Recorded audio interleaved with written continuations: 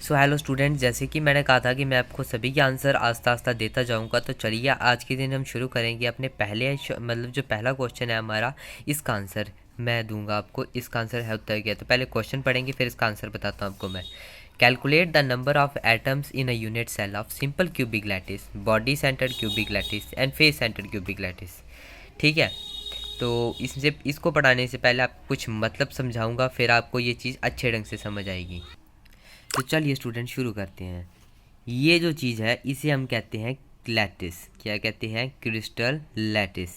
ठीक है, आपको पहले मतलब बताऊं कि क्रिस्टल लैटिस क्या होता है, इससे आपको कोई लेना देना नहीं है। आपको बस ये पता होना चाहिए कि यूनिट सेल क्या होता है। ये यूनिट सेल है, ये यूनिट सेल है, ये यूनिट सेल है, ये यूनिट सेल है, ये यूनिट सेल है, ये यूनिट सेल है, ये यूनिट सेल है, ये भी यूनिट सेल है। अभी आपको इसकी डेफिनेशन बताता हूँ यूनिट सेल की क्या होता है। यूनिट सेल एक ऐसा पार्ट होता है क्रिस्टल लैटिस का जो अपने आप को रिपीट करता है हर डायरेक्शन में, और वो बनाता है क्रिस्टल लैटिस। क्या बनाता है? Crystal lattice. ठीक है, आपको इतना पता चल गया, इतना काफ़ी है।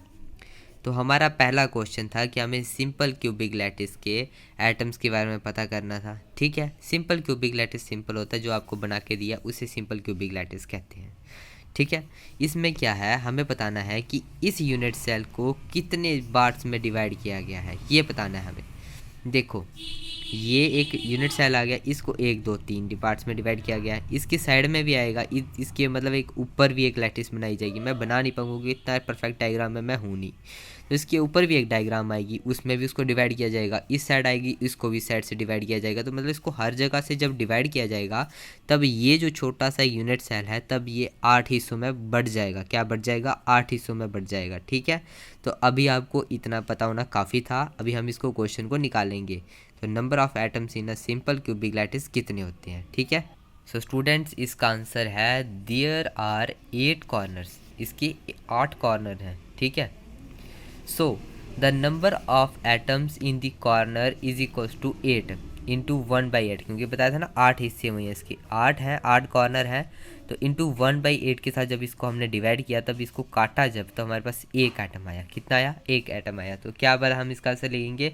So the number of atoms in a unit cell of simple cubic lattice is equals to 1 होता है। ठीक है, अगर आपको मैं एक अच्छे ढंग से बात बताऊं, तो आपको बॉडी सेंटर्ड का मतलब पता होना बहुत ज़्यादा ज़रूरी है। बॉडी सेंटर्ड का मतलब पता क्या होता है? चलो मैं आपको पहले मतलब समझा देता हूँ, फिर आपको आगे बताऊंगा। बॉडी सेंटर्ड का मतलब होता है इसके सेंटर में एक एटम है। क्या? एक सेंटर में एटम है, पूरा का पूरा एक एटम है। ना वो किसी हिस्से से डिवाइड हुआ है, ना कुछ हुआ है, वो बिल्कुल एक सेंटर में कंजस्टेड एक एटम में अंदर बटा हुआ है। उसे कहते हैं हम बॉडी सेंटर्ड एटम। तो इसके बारे में आगे पढ़ते हैं हम। मेरे हिसाब से मैं आपको कुछ एक बात बताना भूल गया। आपको कॉर्नर्स के बारे में पता ही नहीं होगा, फिर आप समझोगे कैसे? देखो, आप गिनो यहाँ पे 1 2 3 4 5 6 7 8, 8 कॉर्नर आ गए ना। 8 कॉर्नर्स को डिवाइड किया 1/8 हिस्से से, क्योंकि एक कॉर्नर को हमने एक कॉर्नर के बारे में निकालना है ना। तो इसको 8 हिस्सों में, 8 हिस्से हैं, तो 8 हिस्सों में से एक कॉर्नर को निकालना है हमने। तो एक कॉर्नर को 8वें हिस्से से डिवाइड करके तब जाके हमारा निकला था एक एटम। ठीक है, तो ठीक है, अभी हम जानते हैं कि बॉडी सेंटर में कितने एटम्स होते हैं यूनिट सेल में। ठीक है, देयर आर 8 एटम्स। ठीक है, इसको पढ़ लीजिए यार। There are 8 corners, so the number of atoms in the corner is equal to 1/8, इसको 1 आ जाएगा। And the contribution by the atom present within the body, जो मैंने आपको पहले बताया, जो उसके अंदर कंट्रीब्यूशन ऑफ एटम्स, जो कंट्रीब्यूशन किया हुआ है इस एटम ने, जो अंदर बॉडी के अंदर पड़ा हुआ है, उसका एक है। ठीक है, so the number of atoms in a unit cell of body centred, हमने क्या करना है? 1 + 1, क्योंकि एक एटम ये आ गया, एक एटम ये आ गया, तो कितने आ गए? 2 आ गए। अगला क्वेश्चन है हमारा फेस सेंटर्ड वाला। आपको फेस सेंटर्ड के बारे में पता होना बहुत ज़रूरी है, क्योंकि वो थोड़ा टफ भी होता है। देखो स्टूडेंट, इसमें आपने ये मानना है कि ये बॉडी सेंटर्ड वाला ये जो एटम है यहाँ पे है ही नहीं है। ठीक है, इसको ख़त्म कर दो। पहली बात आपको ये बता देता हूँ, फेस सेंटर्ड में पता क्या होता है? इस फेस में एक एटम होता है। किधर होता है? फेस में होता है। इधर फेस में एक एटम होता है, इधर एक फेस में एटम होता है, इधर एक फेस में एटम होता है, ऐसे नीचे भी एटम होता है, ऊपर भी एटम होता है, हर एक फेस। अगर आपको एक लैटिस की पूरी डायग्राम अगर आपको सही ढंग से समझनी है, आप अपने कमरे की तरफ देखो। देख रहे हो? कमरे की जो दीवारें हैं, वो आप मान लेनी है वो हमारी एक, जो हमारा फेस है, फेस इसे कहते हैं, फेस इसे कहते हैं। और जो कॉर्नर्स होते हैं, जो उनके छोटे छोटे पॉइंट्स आ गए ना, जहाँ पे दीवारें मिलती हैं, 2 दीवारें, उन्हें हम कॉर्नर्स कहते हैं। समझ गए ना बात आप? इस तरह से आप अच्छे ढंग से समझ पाओगे। मान लो आपकी दीवार के सामने जो एक जगह है, वहाँ पे सेंटर पे एक एटम है, एटम है ना, वो एटम 2 हिस्सों में डिवाइडेड है। मान लो एक इधर एक और लैटिस बनाऊंगा तो वो इसके साथ एक और जुड़ा होगा, एटम जुड़ा होगा, तो इसलिए इसके 2 हिस्से हो गए। कितने हो गए? 2 हिस्से हो गए। याद रखना 2 हिस्से हुए हैं। इसलिए इसको हम क्या करेंगे, मतलब एक एटम आ गया।